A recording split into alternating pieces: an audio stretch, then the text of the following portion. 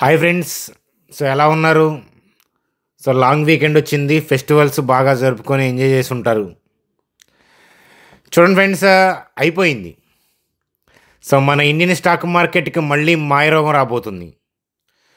So ఈ వీడియోలో మన ఇండియన్ స్టాక్ మార్కెట్కి ఉన్న ప్రోస్ ఏంటి, అలాగే కాన్స్ ఏంటి, అంటే ఇప్పుడున్న మ్యాక్రో ఎకానమిక్స్ మన ఇండియన్ స్టాక్ మార్కెట్ని ఏ విధంగా ఎఫెక్ట్ చేయబోతున్నాయి. సో నిఫ్టీ త్వరలో ఆ నెంబర్కి వెళ్ళే అవకాశాలు ఉన్నాయి. ఆ నెంబర్ ఏంటో ఈ వీడియోలో రివీల్ చేద్దాం. సో అలాగే ఆర్బీఐ రేట్ కట్ ఉండబోతుంది. అలాగే మరి ట్రంప్ వారు, సో ఒకటి నెగిటివ్ ఇంకొకటి పాజిటివ్, ఇట్లా మల్టిపుల్ థింగ్స్ ఉన్నాయి. కాబట్టి ప్రోసు కాన్స్ అన్నీ డిస్కస్ చేసుకొని ఓవరాల్గా నిఫ్టీ యొక్క పైన ఎటువైపు ఉంటుందో సో మీరే అంచనా వేద్దరు. కానీ ఈ వీడియో అయిపోయే లోపు మీరే చెప్పేస్తారు నిఫ్టీ ఎటుపోతుందో. సో అట్లాగే జేఎస్డబ్ల్యూ స్టీల్కి సంబంధించిన న్యూస్ అప్డేటు, వరల్డ్ నెంబర్ 1 అయింది జేఎస్డబ్ల్యూ స్టీలు, దానికి సంబంధించిన అప్డేట్ చూద్దాం. జియో ఫినాన్స్ యొక్క కీ లెవెల్స్ ఏంటో చూద్దాం. అదానీ పోర్ట్స్కి సంబంధించిన బిజినెస్ అప్డేట్ ఉంది, సో అదేంటో చూద్దాం. అలాగే రానున్న Q4 వీక్గా ఉండబోతుందా, సో సూచనలు ఏం కనిపిస్తున్నాయి, దాని ఇంపాక్ట్ నిఫ్టీ మీద పడుతుందా, సో ఇత్యాది విషయాలు డిస్కస్ చేద్దాం. బీఎస్సీ వాళ్ళు ఇచ్చిన బోనస్ ఏంటి, డెల్టా కార్ప్ గురించి ఎక్కువ మంది అడుగుతున్నారు. సో అది సరి అయిన సమయమేనా, స్టడీ లెవెల్స్ ఏంటి, దానికి ఉన్న సో ప్రోసు కాన్స్ ఏంటో చూద్దాం. ఓలా ఎలక్ట్రిక్ సంబంధించిన అప్డేటు, చార్ట్ అనాలిసిస్ ఇత్యాది విషయాలు చూస్తూ నిఫ్టీ బ్యాంక్ నిఫ్టీ యొక్క కథాగమనంతో వీడియోని రక్తి కట్టిద్దాం. చూడమనిసి వీడియోలోకి వెళ్ళే ముందు ఒకసారి లైక్ వేసుకోండి. చూడమనిసి నేను జనరల్గా అయితే కనుక సో సబ్స్క్రైబ్ చేయమని నేను చెప్పను, కానీ చాలా చాలా ఇంపార్టెంట్. సో ఇట్లాంటి వీడియోస్ కనుక మీరు మిస్ చేశారంటే, సబ్స్క్రైబ్ చేయకుండా ఇలాంటి ఛానల్ని మిస్ చేశారంటే చాలా ఇబ్బంది పడతారు. కాబట్టి ఉపయోగపడుతుందని చెప్తున్నాను. ఖచ్చితంగా ఈ వీడియో కానీ ఛానల్ కానీ అలాగే మీ ఫ్రెండ్స్కి ఫ్యామిలీ మెంబర్స్కి చెప్పి మరీ సబ్స్క్రైబ్ చేయించండి. సో ఈ వీడియో అయిపోయేలోపు మీరు ఆటోమేటిక్గా మీరు ఆ పని చేయిస్తారు. చూడండి sir, Asian markets dull. So మనకి ఈరోజు ఫెస్టివల్ హాలిడే కాబట్టి మన మార్కెట్ లేదు, మన మార్కెట్కి సెలవు. అయితే రేపటి నుంచి మళ్ళీ, అంటే రేపు ట్యూస్డే మళ్ళీ మార్కెట్ ఉంటుంది. సో అయితే ఈరోజు ఏషియన్ మార్కెట్స్ చూడండి, నెక్కాయ్ 4% అరౌండ్ పడిపోయింది, కోస్పీ చూస్తే 3% అరౌండ్ పడిపోయింది. సో ఏషియన్ మార్కెట్స్లో హ్యూజ్ సెల్ ఆఫ్ కనిపించింది. సో మన ఇండెక్స్ అంటే మన చార్ట్లోకి వెళ్ళే ముందు సో ఇక్కడ గోల్డ్ మ్యాన్ సాక్స్ వాళ్ళు చూడండి. సో వాళ్ళు ఏం చెప్తున్నారు అంటే యుఎస్కి సంబంధించిన రష్యన్ ప్రాబబిలిటీ, సో దాన్ని రైజ్ చేశారనమాట ఛాన్సెస్ని. సో ఇంతకుముందేమో రష్యన్ వచ్చే ఛాన్సెస్ 20% అని చెప్పారు. ఇప్పుడేమో ఆ ప్రాబబిలిటీ 35%కి పెంచారు. ఎందుకనంటే దీని అంతటికీ కారణం ఏంటంటే ట్రంప్ టారిఫ్ అనమాట. ట్రంప్ విధిస్తున్న రకరకాలైన సుంకాలుగా చెప్పచ్చు మనం. సో టారిఫ్స్ పెంచుతూ ఉండటం, దీనివల్ల యుఎస్ మీద కూడా రివర్స్లో చాలా కంట్రీలు టారిఫ్ వేయటం, ట్రేడ్ వార్కి దారితీసే అవకాశాలు, దానివల్ల వీకర్ గ్రోత్ అవుట్లుక్ అని చెప్పి వీటన్నిటిని అంచనా వేస్తూ గోల్డ్ మ్యాన్ సాక్స్ వాళ్ళు ఏంటంటే యుఎస్ రష్యన్ ప్రాబబిలిటీని 20% అని చెప్పిన వాళ్ళు గతంలో ఇప్పుడు ఆ ప్రాబబిలిటీని 35% పెంచారు. సో ఇవన్నీ కూడా మనం అబ్జర్వ్ చేయాల్సిన పాయింట్స్.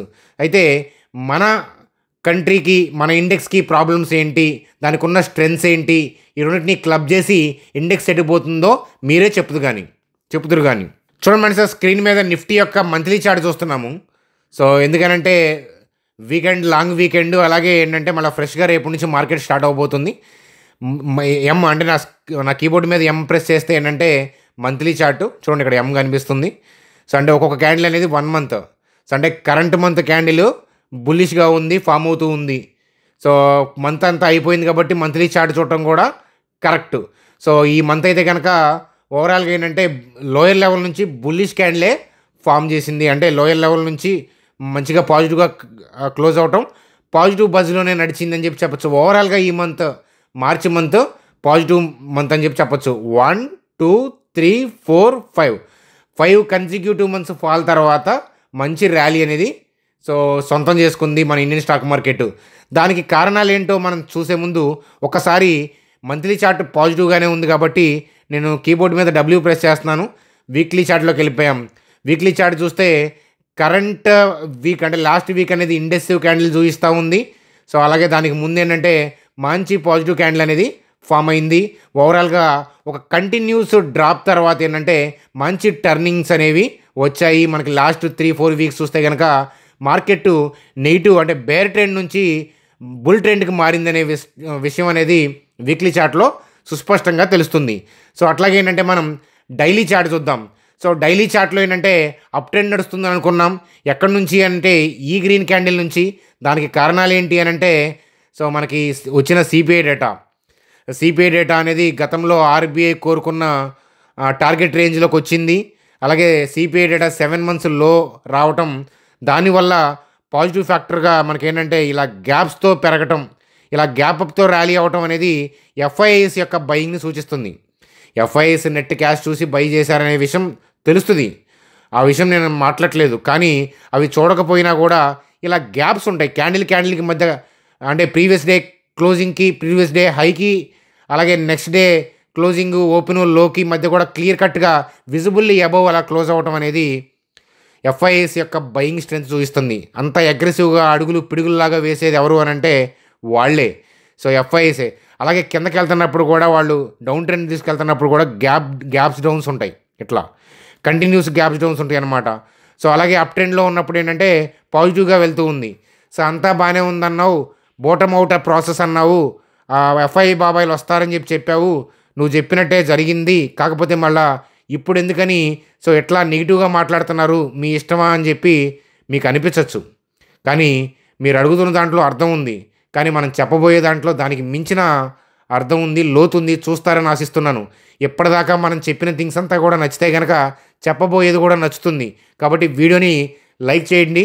సో సబ్స్క్రైబర్స్ కాకపోతే ఈ పాటికి సబ్స్క్రైబ్ చేసి ఉంటారని ఆశిస్తున్నాను. ఆ బోటమింగ్ గురించి మాట్లాడడానికి కారణం ఎఫ్ఐఎస్ అప్పటికి ఇంకా బయింగ్ రాలేదు. మనం బోటమ్ గురించి ఎందుకు మాట్లాడామంటే సిపిఐ డేటా పాయింట్ ఆఫ్ వ్యూలో మాట్లాడుకున్నాం.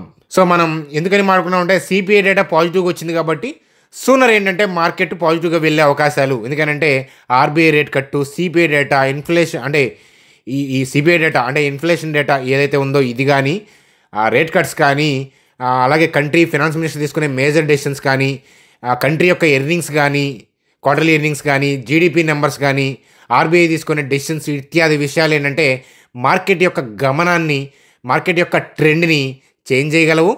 అలాగే అప్పుడు దాకా నడుస్తున్న ఒక ట్రెండ్ని కంటిన్యూగా ఇంకా అగ్రెసివ్గా చేయగలవు అనమాట. కాబట్టి ఇట్లాంటివి చాలా కీలకం. కాబట్టి సో మనకి ఇప్పుడున్న పాజిటివ్ థింగ్స్ ఏంటి అనేది మనం చూస్తే కనుక సిపిఐ డేటా 7 months లో పట్టడం అనేది పాజిటివ్. దానివల్ల ఏమి ఎడ్జ్ ఉంటుంది అని అంటే ఆర్బీఐ రేట్ కట్ చేస్తుంది. ఆర్బీఐ రేట్ కట్ చేస్తే ఏంటంటే మార్కెట్లో పర్చేజింగ్ పవర్ పెరుగుతుంది, డిమాండ్ పెరుగుతుంది, కంపెనీస్ యొక్క ఎర్నింగ్స్ పెరుగుతాయి. సో దాని ఇంపాక్ట్ జీడిపి మీద పడుతుంది. సో ఇవన్నీ కూడా పాజిటివ్ థింగ్స్. అలాగే ఏంటంటే జీడిపి మనకి లాస్ట్ క్వార్టర్ తేడా పడ్డప్పుడు గవర్నమెంట్ ఏంటంటే క్యాష్ రిజర్వ్ రేషియో కట్ చేసి, సిఆర్ఆర్ కట్ చేసి అది ఒక బూస్టింగ్ చేశారు.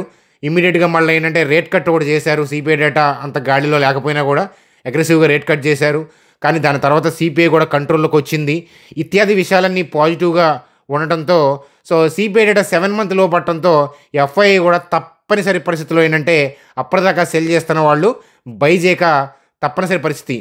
సో ఇవన్నీ కూడా ప్రోసు. కానీ ఎందుకని అలా హెడ్డింగ్ పెట్టాను అని అంటే చూడండి సార్, ఈరోజు గ్లోబల్ క్యూస్ గురించే కాదు, మనం ఫ్రైడే క్యాండిలే డౌట్ వచ్చింది. ఆల్రెడీ ఏంటంటే ఈ రెడ్ క్యాండిల్ పడ్డప్పుడే కాస్త న్యూట్రల్గా ఉండమని చెప్పాను. ఎందుకంటే ఫర్దర్గా మంచి ర్యాలీస్ రావాలి అని అన్నా కూడా అప్ ట్రెండ్లో కాస్త రీజనబుల్ రిట్రేస్మెంట్స్ వస్తేనే రీటైల్ పీపుల్కి పాజిబిలిటీ ఉంటుంది కదా. ఆ పాయింట్ ఆఫ్ వ్యూలో ఏంటంటే మనం వెయిట్ చేస్తూ ఉన్నాం, న్యూట్రల్ మోడ్లో ఉన్నాం. సో స్టిల్ న్యూట్రల్ మోడ్లోనే ఉండమని చెప్తాను. ఎందుకంటే సో మనకి ఇప్పుడు కనిపిస్తున్న నెగిటివ్ థ్రెడ్స్ ఏంటి అని అంటే చూడండి సార్, సిపిఐ డేటా పాజిటివే కానీ అది చాలా వరకు ర్యాలీ తీసుకొచ్చింది. బోటమ్ ప్రాసెస్ అని అన్నావు, నేను అన్నాను కాదనట్లేదు, కానీ అది అక్కడ. కానీ ఇప్పుడు కనిపిస్తున్న పరిస్థితులు వేరు. గ్లోబల్గా ఉన్న అలజడి కానీ, ట్రంప్ గారు వేసిన అగ్రెసివ్గా వేస్తున్న టారిఫ్స్ కానీ, యుఎస్, యూరోప్, అలాగే యుఎస్, కెనడా ఇలాంటి వాళ్ళు కామెంట్స్ ఒకళ్ళ మీద ఒకళ్ళు టారిఫ్స్ వేయటం, సో ఇత్యాది విషయాలు ఏంటంటే ట్రేడ్ వార్కి దారితీసే పరిస్థితులు కనిపిస్తున్నాయి. మరి మన కంట్రీ బాగానే ఉంది కదా, ఆర్బీఐ రేట్ కట్స్ ఉన్నాయి కదా, మనం పైకి వెళ్ళొచ్చు కదా, ఎందుకని రీసెంట్గా బోటమ్ అయింది కదా, ఎఫ్ఐఐ బయింగ్కి వచ్చారు కదా అని అంటే వాళ్ళు వచ్చారు. కానీ థింగ్స్ కంటిన్యూగా అనుకూలంగా లేనప్పుడు ఏంటంటే ఆల్ టైమ్ హైకి అగ్రెసివ్గా వెళ్ళే పాజిబిలిటీస్ తక్కువ ఉంటాయి. ఇప్పుడు ఆల్ టైమ్ హైకి ఉన్న పళంగా ఆల్ టైమ్ హైకి ఎగబగా పాకాల్సినంత పాజిటివ్నెస్ ఏముంది? పోనీ Q4కి సంబంధించిన థింగ్స్ ఏమన్నా బాగున్నాయా? సో Q4కి సంబంధించిన థింగ్స్ ఏదన్నా బాగున్నాయా అంటే అవి కూడా ఏంటంటే వీక్ పాజిబిలిటీ చూపిస్తున్నాయి అనమాట. Q4 వీక్గా ఉండే అవకాశాలు కనిపిస్తున్నాయి. ఎందుకంటే ఫిబ్రవరి మనకి గవర్నమెంట్ క్యాపిటల్ ఎక్స్పెండిచర్ చూస్తే కనుక లెస్గా స్పెండ్ చేసింది.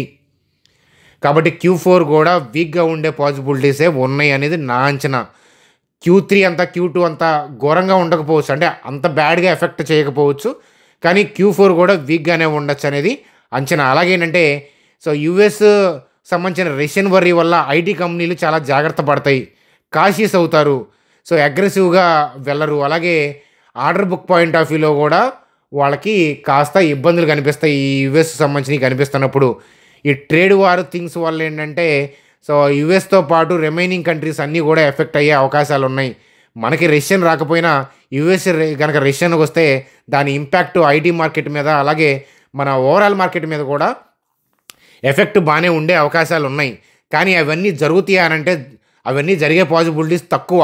కానీ ఇప్పుడున్న ఫీర్ అనేది ఎఫ్ఐఐస్ అగ్రెసివ్గా బై చేయకుండా రివర్స్లో సెల్ ఆఫ్ చేయడానికి కారణాలు కనిపిస్తూ ఉన్నాయి. అలా వెళ్ళే పాసిబిలిటీస్ ఉన్నాయి.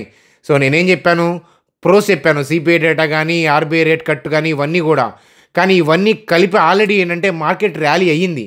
సో 26Kకి 27Kకి అలా పడాల్సిన నీడ్ అయితే లేదు. ఎందుకంటే Q4 బాగుంటే వెళ్తారు. కానీ Q4 యొక్క థింగ్స్ బాగుండాలి అని అంటే ఎక్స్ట్రాడినరీ ఉండాలంటే అంత పాసిబిలిటీస్ కనిపించట్లేదు. ఎందుకంటే గవర్నమెంట్ క్యాపిటల్ ఎక్స్పెండిచర్ అనేది ఫిబ్రవరిలో మనకి చూస్తే కనుక డల్ ఉంది.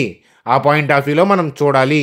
అలాగే ఇప్పుడు యుఎస్ మార్కెట్లే కాదు, ఏషియన్ మార్కెట్స్ అంతలా డీపర్ డిప్ అవుతున్నప్పుడు మన మార్కెట్ ఎగబడి పైకి వెళ్ళే పాసిబిలిటీస్ ఎలా ఉంటాయని అనుకుంటున్నారు కదా. కానీ దాని ఇంపాక్ట్ మరి రేపే ఇమీడియట్గా పడుతుందనంటే చూడండి ఫ్రెండ్స్, రేపు ఏషియన్ మార్కెట్స్ డౌన్ అయినాయి, నైట్ యుఎస్ మార్కెట్స్ డౌన్ అయినాయి అనుకోండి. ఒక పాసిబిలిటీ అది.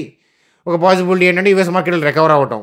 సరే యుఎస్ మార్కెట్లు డౌన్ అయ్యి ఏషియన్ మార్కెట్స్ కూడా డిప్ అనుకోండి. సో రేపు గ్యాప్ డౌన్ అయితే చాలా జాగ్రత్తగా ఉండాలి. ఎందుకంటే గ్యాప్ డౌన్ అయితే ఇనీషియల్ మూమెంట్స్లో బౌన్స్ వచ్చే అవకాశాలు ఉంటాయి. ఇనీషియల్ మూమెంట్లో బౌన్స్ వచ్చి కాస్త ర్యాలీ వచ్చిన తర్వాత ర్యాలీ నుంచి సెల్ ఆఫ్ జరగచ్చు. కాబట్టి ఇనీషియల్ 15 to 30 minutes చాలా కేర్ఫుల్గా వాచ్ చేయండి. ఒకవేళ హ్యూజ్ గ్యాప్ డౌన్ అయితే, హ్యూజ్ గ్యాప్ డౌన్ అవ్వకుండా న్యూట్రల్గా మార్కెట్ ఓపెన్ అయ్యి లేదా కాస్త లైట్గా గ్యాప్ డౌన్ అయ్యి మార్కెట్ కనుక ప్రీవియస్ క్లోజింగ్ ఏరియా దగ్గరికి, అంటే ఈ రెడ్ క్యాండిల్ యొక్క క్లోజింగ్ దగ్గరికి ఆ ఏరియా కనుక వెళ్తే అక్కడ నుంచి సెల్ ఆఫ్ వస్తుందో లేదో మనం చూడాలి. అదనమాట.